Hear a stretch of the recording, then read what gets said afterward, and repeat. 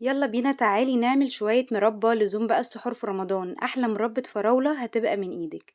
2 كيلو من الفراولة قطعتها لأربع تربع، الصغيرة والكبيرة شوية قطعت كل ربع بالنص يعني، بالشكل ده كده. تمام. هناخد بقى لل2 كيلو 4 كوبايات من السكر.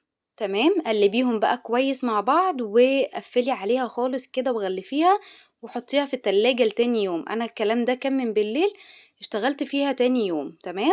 هتلاقيها بقى كده تاني يوم نزلت بقى العصارة بتاعتها، ما شاء الله بتبقى سوائل كتير جدا بتنزلها. هنقلبهم بقى في اي حلة بقى كده حلوة وكبيرة وتكون يعني واسعة شوية عشان تاخد راحتها في السوا. وعلى عين البوتاجاز بقى الصغيرة كده هنحطها على النار بقى كده شوية.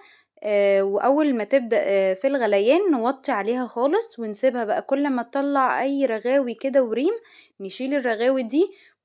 ويفضل بقى ان الموضوع ده بقى تبقي مراقباها على طول عشان خاطر اي رغاوي تشيليها بالشكل ده كده. عشان كده قلت لكم ان لازم تكون الحلة واسعة، ونخلي بالنا بقى كده من الرغاوي دي، ان كل ما هنقلب هنلاقي فيه رغاوي كمان لغاية ما توصل معانا للشكل ده. هننزل بعصير ليمونة كبيرة ونقلب بقى. بصوا قوامها كده جميل جدا. تمام. هننزل بقى بكيس من جيلي الفراولة. الجيلي الفراولة ده بيساعد ان المربى بتاعتنا تبقى مدة صلاحيتها اطول. نحطه بقى ونقلب كويس جدا ونسيبها شوية على نار هادية لغاية ما يتقل القوام شوية.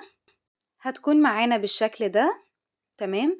هاجيب بقى عندي حاجتين ممكن اعملهم، ممكن ان انا اضربهم بالهاند بلندر لو انا عاوزاه بيوريه شويه، ممكن اخليه زي ما هو قطع. طب انا ما عنديش هاند بلندر، هستنى لما المربى تبرد خالص واحطها في الخلاط تضرب بقى الضربه اللي انا عاوزاها، نص ضربه او ضربه كامله، وارجعه تاني على النار وهدي النار عليه لغايه اما يغلي شويه كده ويتبخر كل الميه السوائل اللي كانت فيه، عشان خاطر ساعات بيبقى فيه ميه، فنضمن ان المربى بتاعتنا تبقى تمام ما فيهاش اي حاجة غلط تبوظها وتخليها تفسد بسرعة. كده قوام جميل جدا. انا ضربتها نص ضربة، لسه فيه قطع. هنحطها بقى في البرطمان، لازم يكون البرطمان ازاز ولازم نعقمه كويس جدا. انا شغلت كده النار وقلبته على وشه، فالنار هتطلع بقى البخار بتاعها كده على البرطمان، هتلاقيه يتبخر معاكي. وكده دي طريقة تعقيم حلوة جدا. هنحط بقى المربى بتاعتنا وهي سخنة على طول في البرطمان. تمام. ونسيبها تبرد وبعد كده نحطها في التلاجة.